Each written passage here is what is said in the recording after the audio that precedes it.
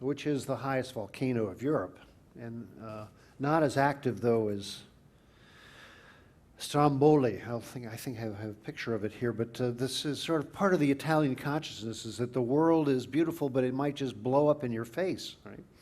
And hopefully you'll be able to sit back and enjoy the view and not be running away from it. But this is up on Mount Etna, and if you like the heat up there, because sometimes the sands are steaming and there's a bit of activity, but it hadn't blown up in many centuries now to a major degree like Vesuvius. But down in the lowlands, you can see the lava flows that are now being eroded by the water action.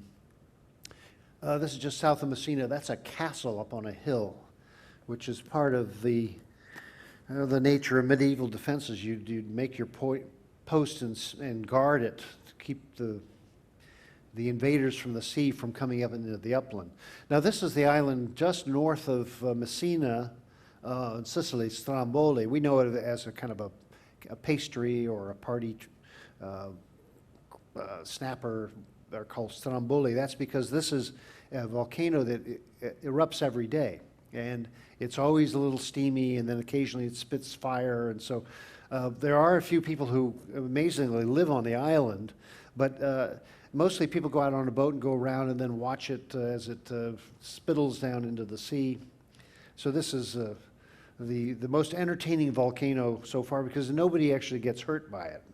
Another island south of Sicily is Lampedusa, which is about 100 miles south toward the Tunisian border, and that's where they've had the greatest problem with all the refugees coming from the North African coast there. And so this, again, had been a fishing village island and an offshore post of Sicily, but it's now become a major rescue and refugee center.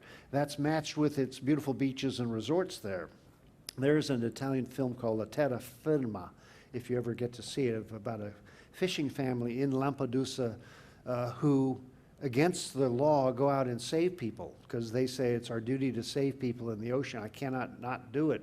God says I must help people. Well, the fisherman is then wanted by the Italian police for interfering with the authorities by saving people himself.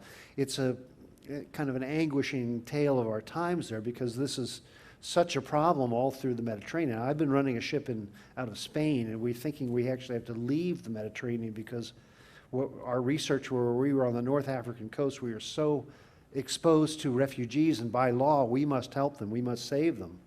So that the director of the institute that runs my research vessel has decided we just can't do this anymore, and we can't be a rescue vessel ourselves, but this is the modern tragedy of this era.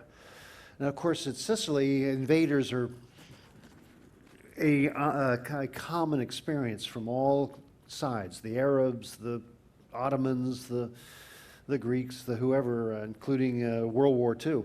And so, curiously, the Sicilian flag shows somebody kind of a three-legged fellow. I'm not sure where he's running, but it's a kind of a metaphor for the trouble that Sicily always seems to be in, where somebody's trying to invade it. And that symbol goes back actually to Greek times. The trium, it's called. And that's the symbol of Sicily. And again, they had Phoenician outposts, Greek outposts, invasions of the Romans versus the Greeks. The great battle for Syracuse in 1413. And these are legendary in history to try to get to, well, this being the kind of the pearl of the Mediterranean, let's say. So you have, again, Roman, Greek stadiums, and this is actually where we're going in Taormina, the Roman stadium.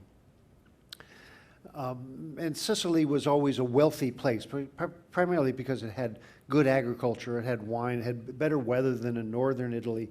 And so it was always a bit of a prize, including the Norman Roger came from Norway and with Vikings came down and set up the kingdom of Sicily in opposition to the mainland Italians even. So this is the most curious piece of Viking history, is that they had their they had their summer resort down in Sicily, of all places.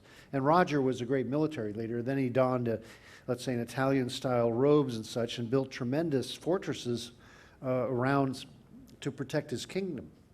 And so this is where Sicily has always been sort of between rulers and battling either the Genovese, the Venetians, the Ottomans, the whomever. And so there's a lot of stories of resistance. The latest in modern history was when Garibaldi got his 1,000 followers in Sicily and then went to the mainland and carried on the Risorgimento to make the modern state of Italy. And so that's the latest hero of Sicily. And then World War II came through like a great reaper in battles all up and down the east coast of Sicily. So that was the last particular action that the Sicily had. But meanwhile, it grows on and it has its own, I would say, character. That's the main city of Palermo with a lot of the government buildings, and that was the capital of the Kingdom of Sicily, so it has palaces and churches and cathedrals and things like this. We're not going there. That's a bit further away. We are going here to Taormina. That's the classic square right in the old town. This is not a very big town, so it'll be quite pleasant to visit it.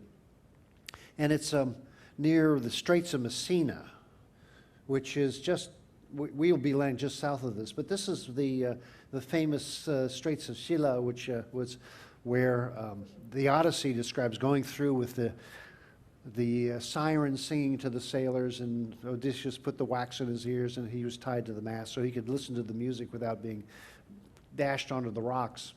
They're thinking about building a bridge there, but the water that passes through is very rough, and the Sicilians don't want a bridge because that means all the traffic of the rest of Italy will suddenly be driving over there.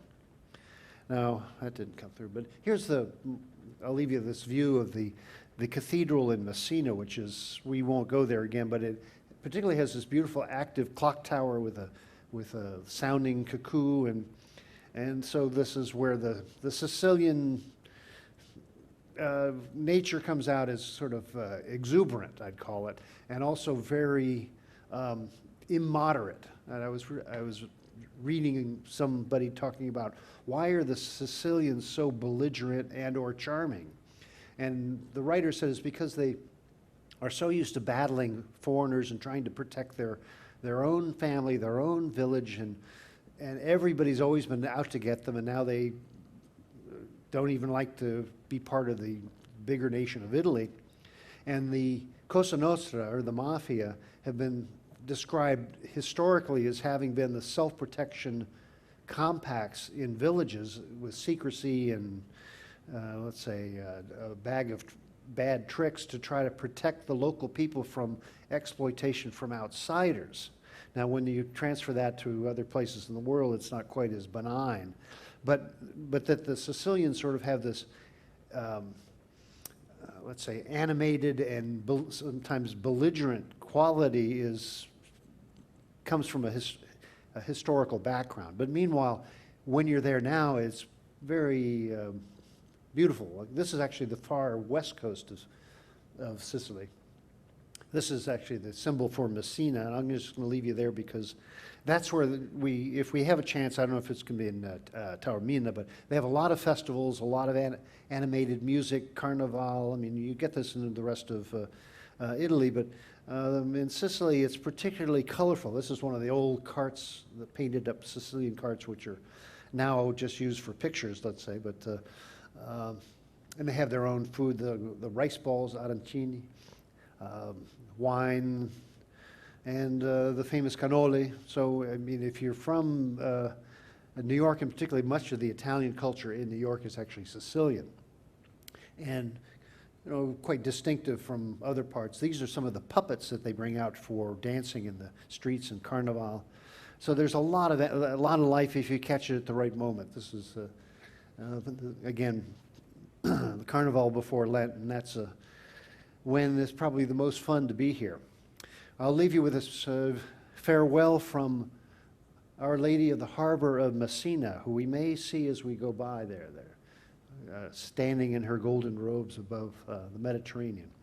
And with that, I hope you have a great cruise, and my pleasure to be here with you, and I look forward to seeing you around the ship and ashore, and if you have any questions, I'd be happy to answer you out there. But bon voyage, buon viaggio, and thanks for coming tonight.